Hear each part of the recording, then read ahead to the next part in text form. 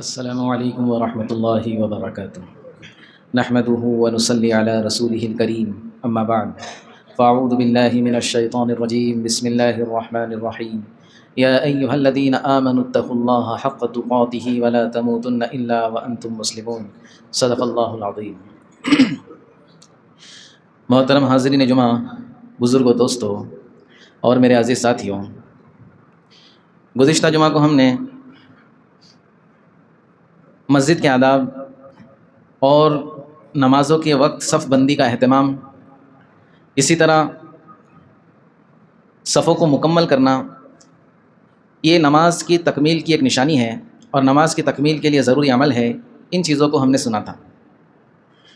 کچھ چیزیں رہ گئی تھیں، آج انشاءاللہ اس کو مکمل کر لیں گے، پھر آئندہ سے انشاءاللہ رمضان المبارک کے متعلق گفتگو ہوگی۔ جیسے کہ ہم نے گزشتہ جمعہ کو یہ سنا تھا کہ اللہ رب العزت نے قرآن مجید میں ارشاد فرمایا، خذوا زینتکم عند کل مسجد، ہر نماز کی حاضری کے وقت زینت اختیار کرو۔ یعنی جب بھی ایمان والا مسجد آئے گا نماز کے لیے، جماعت کی نماز کے لیے، تو خاص طور سے اپنے لباس میں وہ احتیاط کرے گا کہ اچھے سے اچھا لباس پہن کر آئے گا، صاف ستھرا ہوگا، خوشبو کا استعمال کرے گا۔ اگر اس کو کوئی بری عادت ہے، تمباکو نوشی کرتا ہے یا سگریٹ پیتا ہے، تو اللہ کرے کہ وہ اس کو چھوڑ دے ہمیشہ کے لیے، لیکن مسجد میں آنے کے لیے کم سے کم وہ اس کی بدبو کو زائل کر کے آئے۔ اسی طرح دوستو، ایک مسئلہ ہمارے درمیان، اس میں لوگ بہت کنفیوز ہیں، اس کو بھی آج ہم سمجھیں گے کہ نماز میں جب ہم آتے ہیں تو عام طور سے ہمارا جو لباس ہوتا ہے وہ ہمارے درمیان یہ چل پڑا ہے کہ ٹخنے سے نیچے اکثر لوگوں کے کپڑے لٹکتے ہیں، یہ اس کو ٹکنا کہتے ہیں، کعبہ، اوپری ہوئی ہڈی جو ہوتی ہے۔ مسلم شریف میں، بخاری شریف میں، ابو داؤد میں، مسند احمد میں اور مختلف کتابوں کے اندر اللہ کے نبی صلی اللہ علیہ وسلم کی احادیث موجود ہے، جس میں اللہ کے نبی صلی اللہ علیہ وسلم نے ٹخنے سے نیچے کپڑا لٹکانے سے منع فرمایا ہے۔ ثلاثۃ لا یکلمہم اللہ یوم القیامہ ولا یزکیہم ولہم عذاب علیم، کتنی سخت وعید سنائی اللہ کے نبی صلی اللہ علیہ وسلم نے کہ 3 لوگ ایسے ہیں، یعنی 3 قسم کے لوگ ایسے ہیں کہ اللہ رب العزت کل قیامت کے دن ان سے گفتگو نہیں فرمائیں گے۔ لا یکلمہم اللہ ولا یزکیہم، اور نہ ان کو گناہوں سے پاک صاف کریں گے، ولہم عذاب علیم، اور وہ 3 قسم کے لوگ ایسے ہیں جن کے لیے اللہ رب العزت کی طرف سے دردناک عذاب کا فیصلہ ہے۔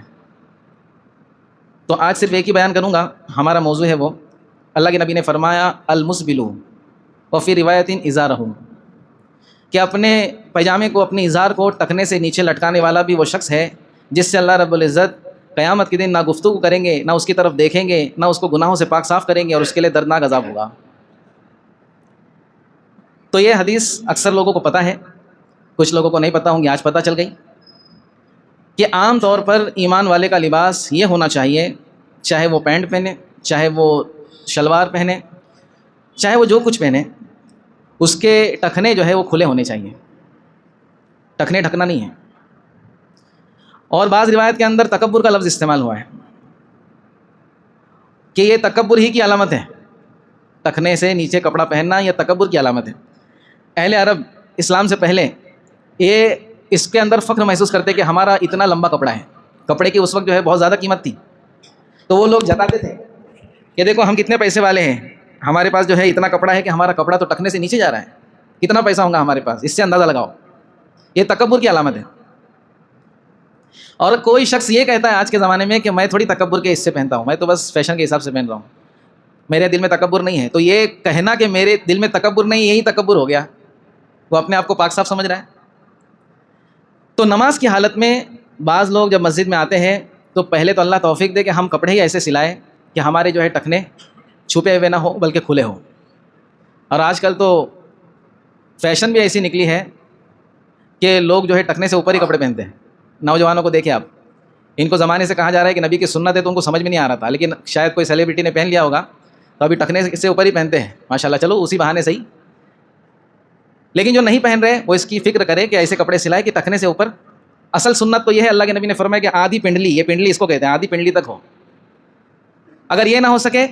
تو کم سے کم یہ ٹخنے سے اوپر ہو، یہ سنت ہے۔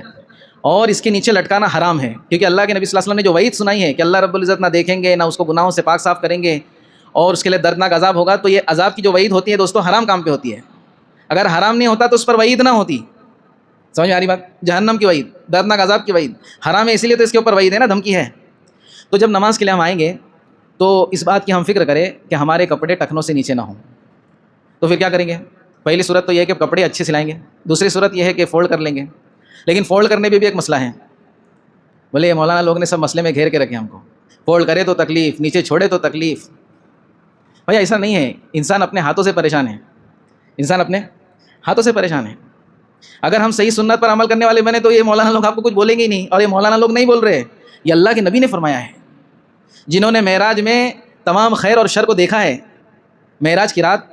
اللہ کے نبی صلی اللہ علیہ وسلم نے اللہ کے بلاوے پر جو معراج کا سفر کیا ہے، اس میں اللہ کے نبی صلی اللہ علیہ وسلم نے ایسی چیزوں کو دیکھا ہے جو ہم نہیں دیکھ سکے۔ جہنم میں اللہ کے نبی صلی اللہ علیہ وسلم نے اپنی آنکھوں سے لوگوں کو دیکھا ہے کہ کس گناہ پر کیا ہونے والا ہے،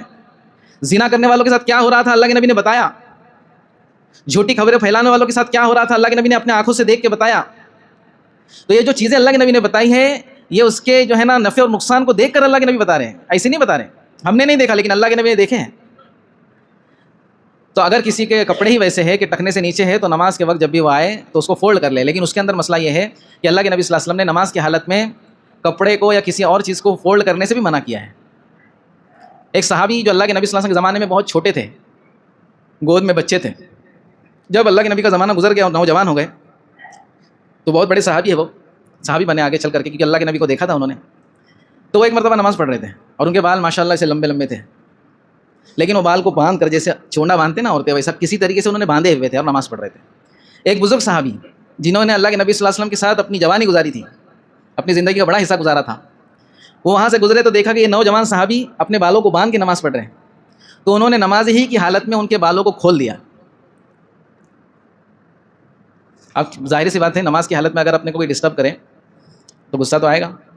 نماز ختم کی اور کہنے لگے میرا بال کون کھولا؟ تو صحابی نے کہا بھتیجے میں نے کھولا۔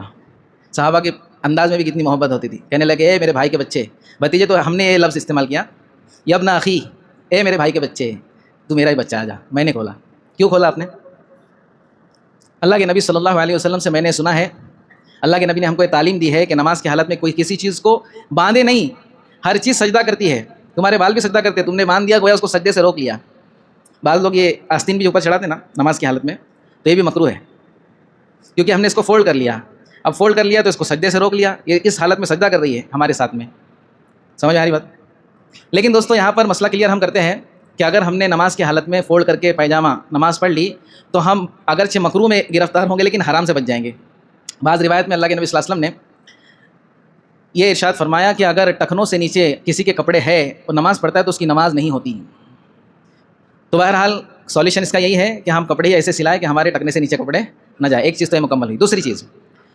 ہم اکثر دیکھتے ہیں، اور جو بھی تھوڑی بہت وہ جو ہے نا فکر ہے اس کے اندر، تھوڑی بہت دینداری کی جو ہے اس کے اندر چنگاری ہے، تو وہ دیکھتا ہے، غور کرتا ہے کہ بعض نوجوان اور بعض ایسے ادھیڑ عمر کے جو اپنے آپ کو نوجوان سمجھتے ہیں، وہ ایسے لباس میں مسجد میں آ کر نماز پڑھتے ہیں کہ ان کے جو نیچے کا لباس ہوتا ہے وہ نیچے چلے جاتا ہے اور اوپر کا لباس اوپر چلا جاتا ہے اور بیچ میں بریج بن جاتا ہے، بیچ میں سے اس کی جو ہے نا پشت نظر آتی ہے۔ بہت سارے ایسے لوگ ہیں جو پینٹ جو پہنتے ہیں اور شرٹ اتنا شارٹ ہوتا ہے یا ٹی شرٹ ہوتا ہے کہ سجدے میں جانے کے وقت یا رکوع میں جانے کے وقت بالکل وہ کھل جاتا ہے اور پیچھے سے ان کا جو سطر نظر آتا ہے۔ تو ایسے لوگوں کی نماز نہیں ہوتی۔ نماز میں اگر سطر کھل گیا، مردوں کا سطر جو ہے نماز میں وہ ناف سے لے کر گھٹنے تک ہے، اگر ناف سے نیچے کا حصہ نماز میں کھل گیا تو ہماری نماز اسی وقت ٹوٹ جائے گی۔ سمجھ میں آ رہی بات؟ اس لیے دوستو ایسے لباس پہن کر کے، بلکہ ایسے لباس پہنے ہی نہیں، لیکن خاص طور پر مسجد میں آ کر یا ہم گھر پہ نماز پڑھ رہے ہیں تو ایسا لباس پہن کر کے نماز نہ پڑھے جس میں ہمارا سطر کھل جاتا ہو۔ سمجھ میں آ رہی بات؟ کہ ہم نے وقت بھی نکالا اور اپنے کام کاج کو آگے پیچھے بھی کیا، نماز کے لیے بھی آ گئے اور ہماری نماز ہی نہیں ہو رہی، کیا فائدہ ہوا؟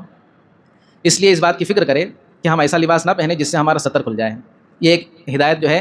ہمارے لیے تھی۔ اور ایک بات، جماعت میں جب ہم نے نماز سے متعلق سنا تھا کہ جماعت میں بالکل مل کر کھڑا ہونا چاہیے، صفوں کے اندر کوئی خالی جگہ نہیں ہونی چاہیے، یہ پچھلے جمعہ کو ہم نے سنا تھا۔ اس میں ایک اور بات ہے کہ ہم اللہ کے نبی صلی اللہ علیہ وسلم نے ارشاد فرمایا کہ صفوں کو مکمل کرنے میں اپنے بھائیوں کے لیے نرم ہو جاؤ۔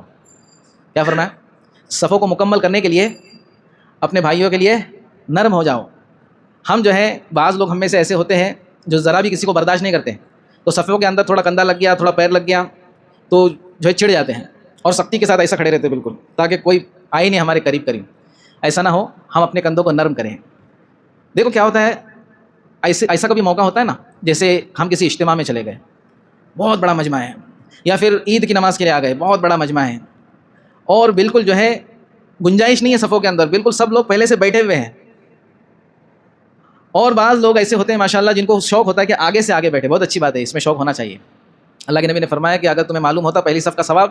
تو تم قرآن اندازی کرتے، چٹی اڑاتے کہ میں پہلے سے بیٹھوں گا، اور بعض روایت میں کہ تلوار بازی کرتے، مقابلہ کرتے۔ تو کیا ہوتا ہے ایسے موقع پر، عید کے موقع پر یا کوئی ایسا موقع ہے شب قدر وغیرہ میں مجمع زیادہ ہوتا ہے یا اجتماع میں، تو لوگ ایسے مل کے کھڑے ہوتے ہیں کہ جہاں 20 لوگوں کی جگہ ہے وہاں پہ 25 لوگ کھڑے ہوتے ہیں۔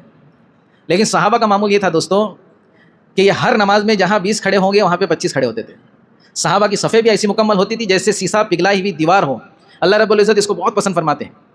ایک تو نمازوں کی صفوں کو، اور ایک اللہ کے راستے میں جو لڑ رہے ہیں ان کی صفوں کو اللہ رب بہت پسند فرماتے ہیں کہ یہ سیسا پگھلائی ہوئی دیوار کی طرح ہو۔ تو ہماری صفیں بھی بالکل جو ہے نا ایسی ہونی چاہیے کہ مل کے ایک دم کھڑے رہیں، اور اس کے لیے ہم کو کیا کرنا پڑے گا، اپنے بھائیوں کے لیے اپنے کندھوں کو نرم کرنا پڑے گا، گنجائش رکھے لوگوں کے لیے۔ تو اس طرح سے انشاءاللہ اگر ہم نماز پڑھتے ہیں تو ہماری نمازیں جو ہے نا اللہ رب العزت قبول فرمائیں گے، ہمارے دلوں کو جوڑیں گے، کیونکہ صفوں کے جوڑ پر اللہ رب العزت نے ہمارے دلوں کا جڑنا رکھا ہے،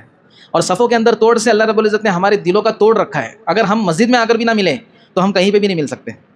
اس لیے اس بات کی فکر کریں کہ ہم ان تمام چیزوں کے ساتھ جماعت کی پابندی کریں، جماعت میں شریک ہو تو انشاءاللہ اس جماعت کی نماز کا ہم کو ثواب بھی ملے گا، اور اس کے ذریعے سے جو چاہا جا رہا ہے جماعت کی نماز سے دوستوں، صرف یہ نہیں چاہا جا رہا ہے کہ مسجد آباد ہو، جماعت کی نماز سے یہ چاہا جا رہا ہے کہ مسلمان حقیقی معنی میں ایک جسم کی طرح ہو جائے۔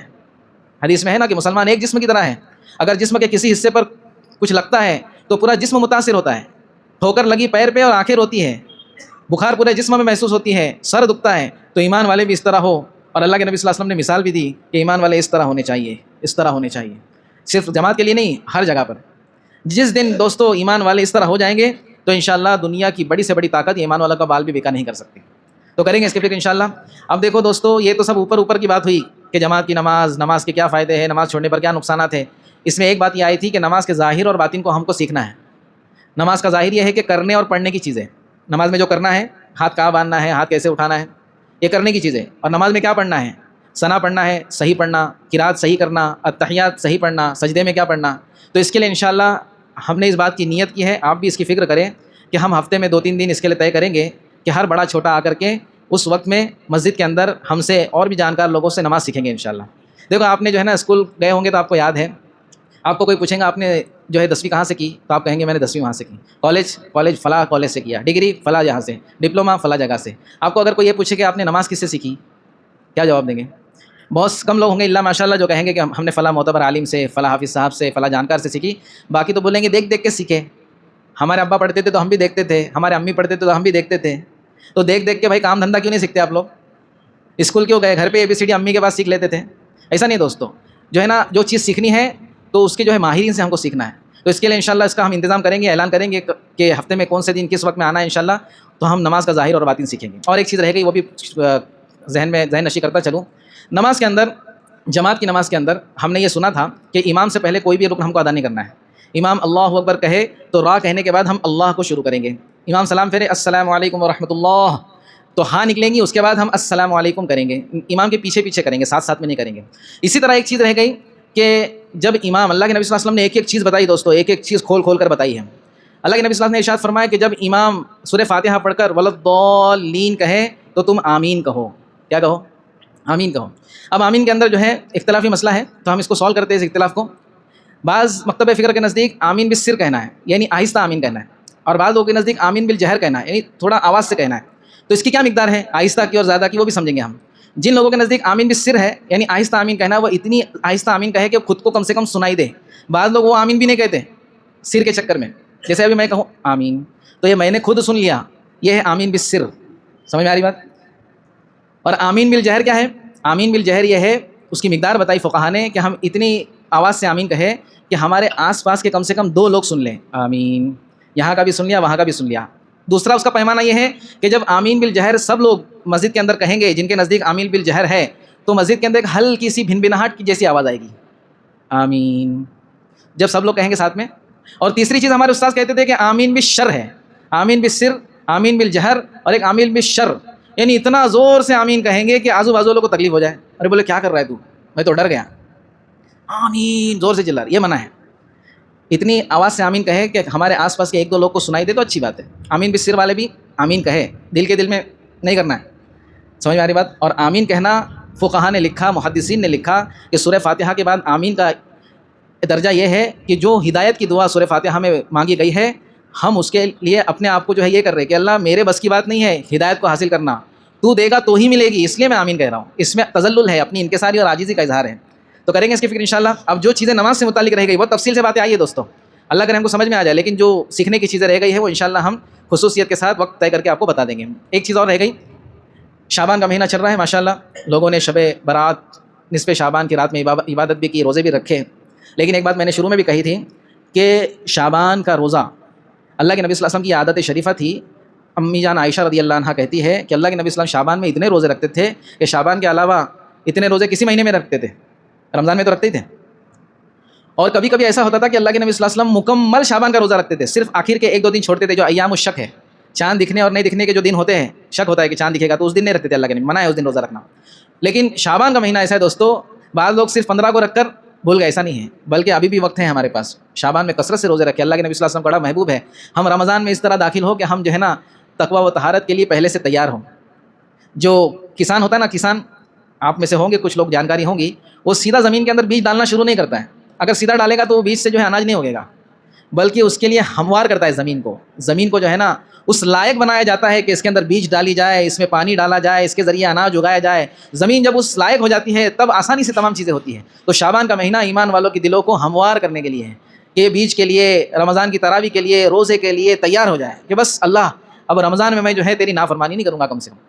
تقویٰ حاصل کروں گا، تاکہ پورا رمضان کے بعد بھی یہ تقوی پر میں جمع رہوں۔ تو شعبان کا مہینہ دوستو یہ ہمواری کا مہینہ ہے، تو کریں گے اس کی فکر انشاءاللہ۔ اب آئندہ سے انشاءاللہ رمضان المبارک کے فضائل سنیں گے، اور رمضان میں ماشاءاللہ ہمارے مسجد کے اندر تراویح کے بعد